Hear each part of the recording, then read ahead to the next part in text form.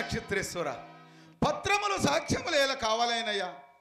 నిత్య స్థిరంపైన నా వాకునకు అన్యదాతం ఎప్పటికైనా సంభవింపు కదా. సంభవింపక ఇప్పటికి జరిగినది ఏమున్నదయ్యా? అయ్యా, నా దీనదశి ఇంచుక యోచింపుమయ్యా. అలాగైనా నేను యోచించి చెప్పినది కాస్త శ్రద్ధగా ఇనుమో హరిశ్చంద్ర. నీ కాదండని అప్పు పెట్టినది కానే కాదు హరిశ్చంద్ర. నీ కాదండని అప్పు పెట్టినది కానే కాదు.